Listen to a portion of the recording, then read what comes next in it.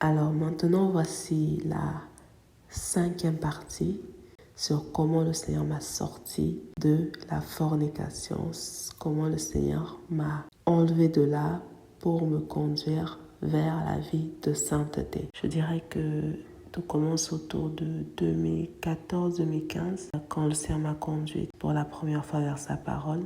Donc j'ai eu à cœur de ne plus avoir de rapports sexuels hors mariage. J'avais cette notion qui me tenait à cœur, notamment selon la parole. Donc je me disais, ok, maintenant je n'ai plus envie d'avoir de rapport hors mariage. Et voilà, malheureusement, je n'ai pas tenu dans cela. Et ensuite, donc, je suis retombée dans la fornication jusqu'en 2021 où je me suis séparée de la personne avec qui j'étais. On a eu une séparation de corps, mais nous cohabitions toujours, nous vivions toujours sous le même toit. Cependant, nous partageons le même lieu, la même chambre et même le même lit à ce moment-là, en attendant que j'ai un nouveau logement. Mais j'avais pris une décision, ma décision était ferme là-dessus. Et donc, jusqu'à 2022, quand le Seigneur m'a ramené vers lui, et notamment, plus particulièrement, quand j'ai reçu les enseignements du Seigneur sur les pratiques sexuelles qui sont abominables devant le Seigneur, que même dans le mariage, il ne faut pas avoir des pratiques sexuelles, notamment ce qu'on enseigne dans le monde, tout ce qui est fellation, tout ce qui est sodomie, mettre le sexe de l'homme, de la femme dans la bouche, mettre ses doigts dans le sexe de la femme. Toutes ces pratiques du monde qui sont enseignées dans le monde, que ce n'était pas dans la volonté du Seigneur. Le Seigneur m'avait notamment envoyé partager ce message qu'il m'avait remis. Et ensuite aussi, je me souviens que pendant que je cohabitais avec la personne, le Seigneur me montrait certaines choses, notamment j'avais reçu une vision de l'enfer avec un démon qui est en train d'avoir des rapports sexuels avec une femme, mais d'une manière horrible. Donc tout autour, il y avait comme du sang qui giclait partout. Et ce démon, il était grand, comme géant, grand, costaud. Et son sexe, ce n'était pas un sexe normal, c'était comme un engin de chantier. Comme je le recevais, imaginez quelque chose qu'on utilise pour percer le béton quand on fait des travaux, par exemple sur la route, pour percer le béton ou pour creuser le sol, Donc, son sexe ressemble à ça et c'est comme si ça tournait comme, cet engin-là, même si c'est en chair, mais ça ressemblait, à cet engin-là. Vraiment grand, gros, comme cet engin-là. Je ne sais pas comment vous le décrire, mais c'était horrible. Et il disait à la femme comme, c'est ce que tu aimais, maintenant tu es servi, maintenant tu vas être servi, tiens, c'est ce que tu aimais faire, maintenant tu vas être servi. Et la femme criait, elle hurlait, il la tenait comme un cheval, il était derrière elle, il la tenait comme un cheval. Et je voyais comment, quand il pénétrait la femme, comment elle se déchirait, tout l'arrière et tout son corps se déchirait. Ça se déchirait, ça se recomposait, ça se déchirait, ça se recomposait. Donc elle vivait en fait le même supplice, elle subissait la même chose encore et encore et encore et encore. Et le Seigneur m'avait notamment demandé de parler de cela dans une vidéo précédente que je vous avais partagée. Et donc, c'était horrible. Et le Seigneur me montrait souvent cette scène. À cette époque, j'étais déjà séparée de la personne avec laquelle je vivais. On n'avait plus de rapport, mais on dormait encore dans la même chambre, même sur le même lit. Je me souviens aussi qu'à cette époque, le Seigneur me présentait beaucoup cette scène. Et je me souviens aussi que je faisais des songes où je voyais des personnes, qui, comme un homme qui voulait avoir des rapports sexuels avec moi, qui venait comme pour m'exciter ou avoir des rapports sexuels avec moi. Et aussi, parfois, quand je me réveillais, c'était comme si c'était ce qu'on voulait me faire comprendre, c'est que c'était avec la personne avec laquelle je vivais. Mais après, quand je faisais plus attention, je me rendais compte que non, ce n'était même pas lui que je voyais. Et je ne comprenais pas, je me riais même de cela. Je disais à la personne que j'ai fait un songe comme si on avait eu des rapports. Et parfois, je me disais même que bon, peut-être moi j'étais dans l'excitation ou la personne était dans l'excitation par rapport à la situation, vu que ça faisait un moment que on n'avait plus de rapport peut-être. Et parfois lui aussi il disait que lui aussi il faisait des songes un peu de ce type-là. Je ne comprenais pas trop. C'était plus particulièrement au début d'année 2022 jusqu'à ce que ça me conduise vers les enseignements qui parlaient des maris et femmes de nuit. Et il me présente aussi cette vision-là de ce démon qui torturait cette femme-là en enfer. Et ensuite, quand j'ai reçu la révélation du Père des Nations au sujet des femmes en enfer et aussi un message au sujet des pratiques sexuelles qui me confirmait le message l'enseignement que le Seigneur m'avait donné sur le fait que même si on est marié, on ne peut pas faire n'importe quoi, des positions, des rapports sexuels n'importe où, ni faire n'importe quoi avec le corps, ni de n'importe quelle manière. Et il y a une chose qui m'a aussi interpellée, c'était au sujet des démons qui venaient coucher avec des femmes. Ça, je l'ai compris par la suite, donc que parfois ces personnes que je voyais, c'était des démons en fait qui s'incarnaient, et parce que même s'il n'y avait plus de contact, parce que j'étais encore là, j'étais encore près de dans le même lit, dans la même chambre avec cette personne, dans ce lit déjà que nous avions souillé, j'étais quand même dans le péché, Déjà, je n'étais pas mariée avec la personne, et encore moins, ce n'était pas la personne que Dieu avait créée pour moi, ce n'était pas mon mari, Et pour rappeler encore une fois que Dieu parle tantôt d'une manière, il m'a parlé, à travers sa parole au tout début, vers 2014-2015, il m'a parlé même sur place, par des visions, par des songes, parce qu'il m'avait aussi révélé la notion de la côte, mais je n'avais pas été plus loin dans cela. Donc vraiment, je rends grâce au Seigneur, je bénis le nom de l'Éternel, parce que vraiment, l'amour qu'il m'a manifesté, qu'il me manifeste, souvent je dis c'est lui la définition de l'amour, parce que c'est comme ça que je l'ai ressenti depuis que je lui ai donné ma vie, et c'est comme ça que je le ressens encore et encore chaque jour. C'est vraiment lui qui est la définition de l'amour, et parce que l'amour qu'il nous manifeste, c'est indescriptible.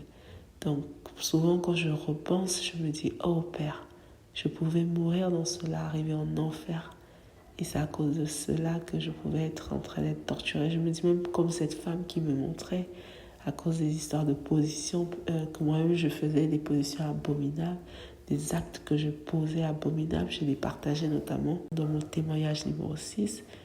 Si vous le souhaitez, je vous invite à l'écouter. Voilà comment le Seigneur m'a sorti de la fornication et comment il m'a conduit jusqu'à ce que je comprenne l'importance de ne pas être dans la fornication et comment vivre dans la vie de sainteté selon sa volonté. Comment vivre même quand on est marié selon sa volonté, et comment avoir des rapports sexuels même quand nous sommes mariés selon sa volonté, notamment avec le mari que lui ou la femme que lui nous a donné, mais aussi il faut que ça se fasse dans sa volonté, dans le respect de la parole de Dieu, pas comme le monde nous enseigne, mais comme Dieu veut que nous le fassions. Et je profite de cette occasion pour fortifier une personne, peut-être qui est dans la fornication. Le Seigneur a fait grâce. Par exemple, j'ai continué à cohabiter avec cette personne avec laquelle je vivais parce que je n'avais pas encore de logement. Ce n'était pas facile. Une personne qu'on a côtoyée, qu'on a connue, même qu'on a aimée, une personne qui nous a plu, etc. Si ce n'est pas par la grâce du Seigneur, si ce n'est pas avec le soutien du Seigneur pour tenir, comme le déclare la parole, l'esprit est bien disposé mais la chair est faible. Si ce n'était que par moi-même, je ne sais pas si j'aurais pu tenir tout ce temps comme j'ai tenu. Mais par la grâce du Seigneur, ça s'est fait parce que non seulement j'avais pris la décision de me séparer avec la personne avant même de connaître le Seigneur parce que ça n'allait pas dans le couple. Mais encore quand le Seigneur m'a emmené vers lui, quand j'ai reçu cette révélation au sujet de sa volonté, ce que pour lui représentait le mariage, le fait que déjà notre union n'était pas dans sa volonté aussi, j'étais encore plus déterminée à rester dans ma position, mais au niveau charnel, par la chair seule, ce n'est pas possible. C'est pourquoi la parole déclare aussi que sans lui nous ne pouvons rien, c'est avec lui que nous pouvons toutes choses. C'est avec lui que tout est possible, c'est avec lui que nous pouvons faire toutes choses. Donc pour ne pas prendre le risque, ne pas m'appuyer sur ma propre force, sur ma chair, en me disant que je peux y arriver seule, j'avais adressé une prière au Seigneur afin qu'il m'aide et par la grâce de l'Éternel, il m'a vraiment aidé au point où je vivais avec la personne, je voyais la personne, mais je ne voyais plus la personne comme cette personne que j'avais connue quand j'étais encore dans le monde.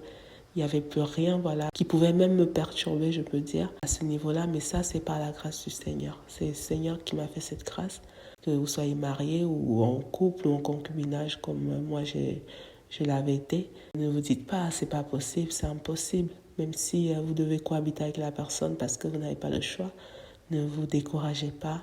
Avec Dieu, encore une fois, tout est possible. Ce qui est impossible à l'homme l'est à Dieu. Il suffit de lui demander, de vous tourner vers lui. Et si vraiment vous avez l'envie, la détermination, si vraiment ça vient de votre cœur, il répondra à votre prière et il vous accordera cette grâce, voilà, de pouvoir tenir même devant n'importe qui se présentera devant vous.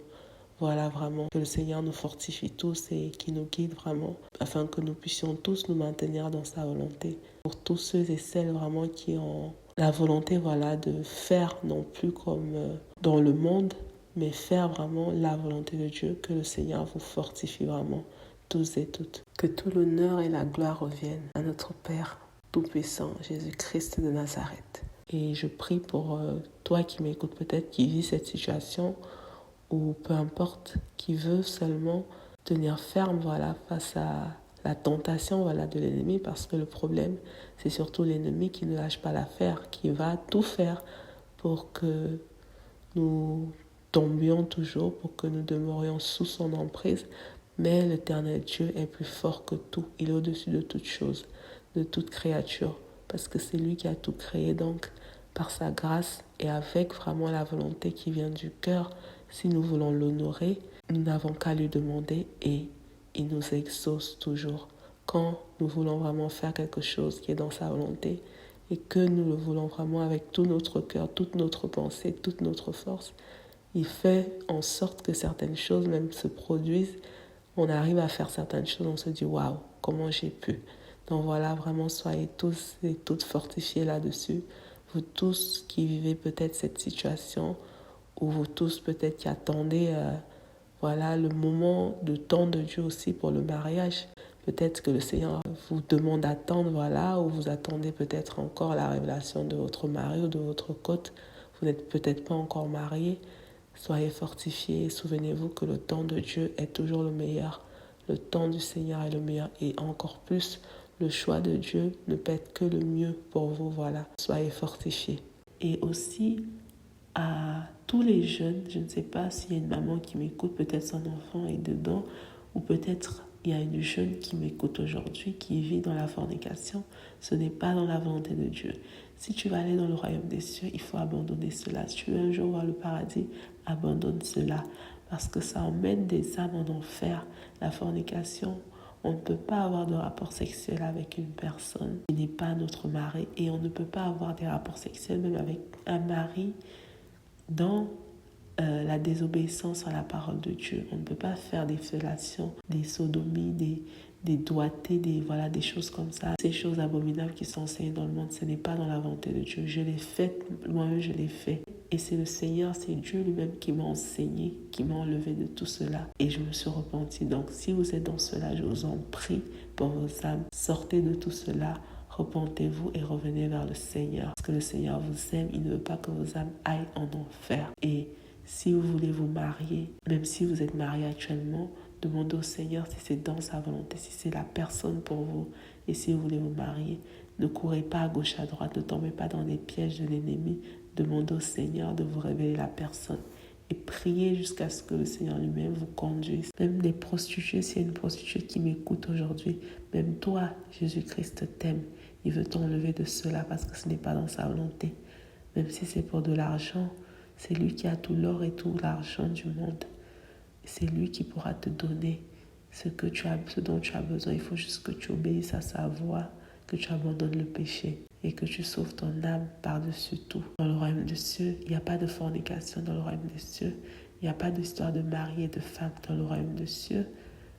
Il y a le Seigneur, il y a les saints et nous sommes tous comme des anges. Donc, ne laissons pas les choses du monde nous priver de ce qui est plus grand que tout ce qui est dans le monde, tout ce qu'il peut y avoir dans le monde, nous priver du royaume, de la chance, d'avoir une chance de finir notre éternité auprès de la définition de l'amour, du vrai amour de notre Créateur, de l'Éternel Dieu Tout-Puissant, de celui-là qui nous a tant aimés, de celui-là qui nous aime, de celui-là qui t'aime. Vraiment, fuyons tout cela, sortons de cela. Même s'il faut faire 20 ans avec Dieu, tout est possible. Même s'il faut faire combien d'années avec le Seigneur, tout est possible. Voilà vraiment, que le Seigneur nous fortifie tous et toutes, qui nous aide à vraiment sortir de toutes ces abominations. Voici, c'était la 5e partie au sujet de comment le Seigneur m'a sorti de la fornication pour me conduire vers la vie de sainteté. Et si le Seigneur m'a fait grâce, encore une fois, de sortir de cela, peu importe qui tu es, dans quel état tu es, peu importe, même si tu es une personne qui est accro à la fornication, sache qu'avec Jésus-Christ de Nazareth, Dieu, l'éternel Dieu, tu peux sortir de là. Tu peux sortir de là, même si tu es un acteur de X, même si tu es qui, peu importe comment on t'appelle dans ce monde, tu peux sortir de là par la grâce du Seigneur. Alors, cherche la face du Seigneur, repens-toi, humilie-toi et prie pour qu'il te guide.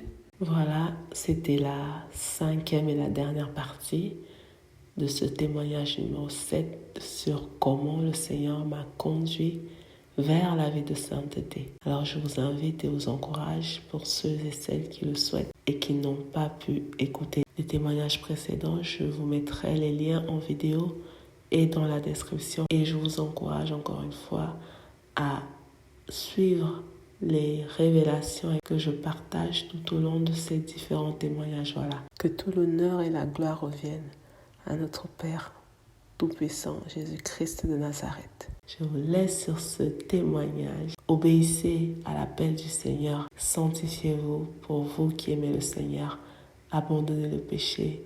Venez vers la vie de sainteté. Choisissez de vous sanctifier. Si vous voulez voir le Seigneur, il faut vous sanctifier. Alors obéissez à la voix de l'Éternel, n'endurcissez pas vos cœurs. Et encore une fois, le Seigneur nous a envoyé son serviteur, le Père des nations, qui est David de notre génération, qui est le Noé de notre génération, afin de nous guider, afin de nous éclairer, afin de nous accompagner selon la volonté du Seigneur. Voilà, n'oubliez pas, peu importe les questions que vous posez, les doutes que vous avez, levez-les en allant dans la présence du Seigneur. Dieu est là pour nous tous et il sera là. Si vous voulez faire sa volonté, il vous écoutera. Prions afin que le Seigneur nous maintienne tous et toutes dans la vie de sainteté jusqu'à la victoire. Que le Seigneur vous guide et vous fortifie tous et toutes dans le nom puissant de Jésus-Christ de Nazareth. J'ai prié. Amen. Shalom, shalom.